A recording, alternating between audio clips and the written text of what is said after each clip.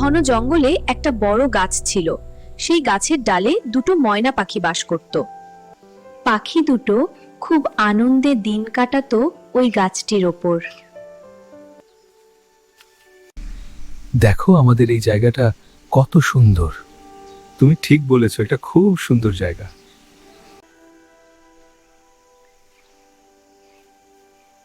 পাখি দুটো নিজেদের ঠোঁট দিয়ে বাচ্চাদের জন্য বাসা বানালো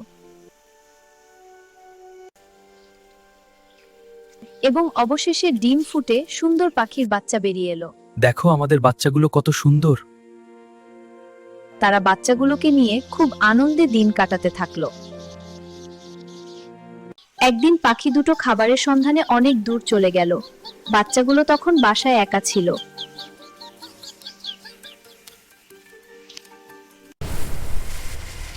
হঠাৎ একটি দুষ্টু সাপ বাচ্চাগুলোকে খাওয়ার উদ্দেশ্যে গাছের উপর উঠল এবং পাখির বাচ্চাগুলোকে খেয়ে ফেলল। ঠিক সেই মুহূর্তে পুরুষ পাখিটি ওখানে এসে উপস্থিত হলো।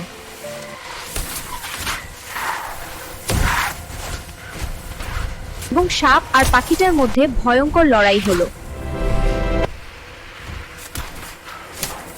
অবশেষে সাপটা পাখিটিকে মেরে ফেলল। কিছুক্ষণ পরে সেখানে মহিলা পাখিটি এলো। পুরুষ পাখিটিকে মরে নিচে পড়ে থাকতে দেখে খুব কান্না করলো। সে উড়ে গিয়ে দেখলো গাছের উপরে বাচ্চাগুলোকে খেয়ে সাপটা নিচে নেমে যাচ্ছে।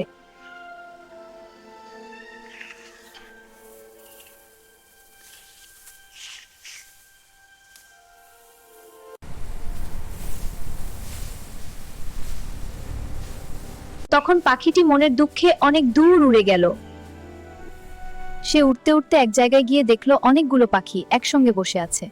পাখিগুলোর মধ্যে একটা ছিল খুব বড় পাখি, সে ছিল ওই পাখিদের রাজা। তখন পাখিটা মাথা নিচু করে প্রণাম করলো আর বলল, রাজা মশাই, একটা সাপ আমার বাচ্চাগুলোকে এবং আমার স্বামীকে মেরে ফেলেছে। আমি তোমার শোকে সম্মতি, এর প্রতিশোধ নেওয়া হবে। চলো সবাই আমার সঙ্গে।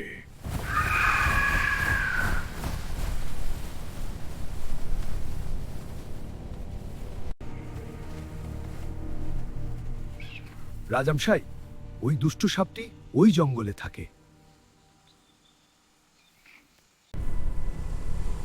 গাছের গর্ত দিয়ে দুষ্টু সাপটা বেরিয়ে এলো এবং পাখিরা গাছের ডালের উপরে বসে তা দেখছিল।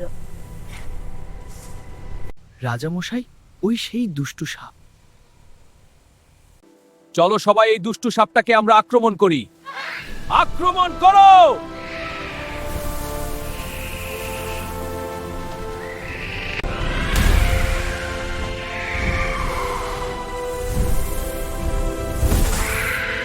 অবশেষে সব পাখিরা মিলে সেই দুষ্টু সাপটিকে মেরে ফেলল।